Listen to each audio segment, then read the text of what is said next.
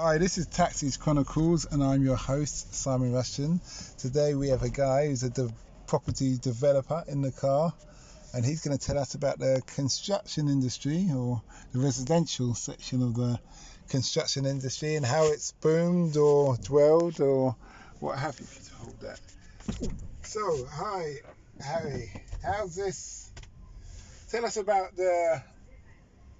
Do you want me to tell you how I got into it? Okay. Tell us Well, I first got into property development because my family have always been into, they've been contractors and whatnot. Went to uni, did a degree in planning and development, got a job out of university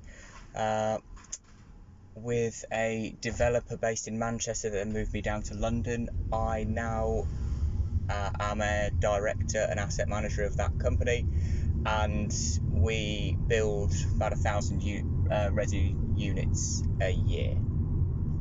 Residential units, that is, houses and flats all over the country. Okay. We also build student accommodation, industrial sheds and offices. Okay, that's good. So where's your main focus of work? Is it in London?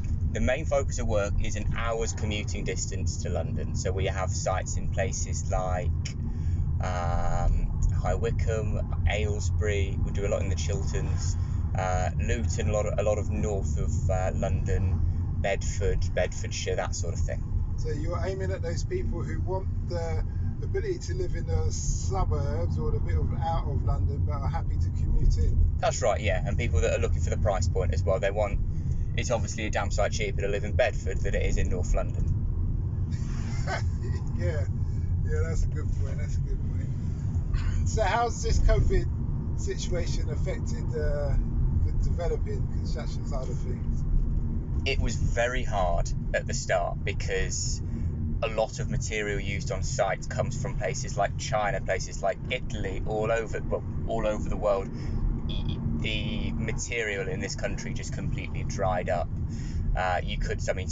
Some things, for instance, render went up by 400% in value. Other things, stuff like tarmac, you simply couldn't get it for love nor money. So we had a huge shortage of material. We had a fairly large shortage of labour. And sorry, where does our tarmac come from that we use for this country? Comes from tarmac plants, comes from all over. Really, yeah, it's UK based. Oh, it's UK. Yeah, you just couldn't get it. I think a lot of it was going towards public sector work, obviously helping the NHS and that sort of thing, which is fine. You just couldn't get it. So there was a big shortage in material, big shortage in labour. Sites slowed down, but it was still pretty busy. But within probably 4 to 6 weeks, we never stopped sites, a lot of people did. But within 4 to 6 weeks, we were pretty much back up and running. Okay, that's good. And now, everything's smooth? No, nothing's smooth at the moment. The funny thing is that we all thought that residential sales were going to fall off a cliff. June was actually the best month for residential sales in, a lot of people are saying, in living memory. I'm not sure if that's really the case, but it's been a pretty good month. The fact that government's giving out like 50k to loads of people each, that would have been that's a big help, and the stamp duty that was announced on Friday is going to be pretty good for my end of the market as well. Well, for all ends of the market, because it just gets the chain going. It's cheaper to buy a house than it's probably ever been. Yeah, okay. That's great to hear. So the future seems okay so far. The future is hazy at the moment. You can't really see in front. You can't really see it too much. It's unclear. It's looking like it's okay. There's going to be a lot of pain in the market, I reckon. The banks, there's a lot of liquidity in the market. The banks are not pulling in loans. They got a bailout though, didn't they? Yeah, so but why how? But if people break loan to value covenants, generally speaking, the asset is pulled back in by the bank. It depends entirely on the market sentiment. I think we'll end up seeing a bit of that towards the start of next year. That could be, and if there's another wave in October, it will cripple the market.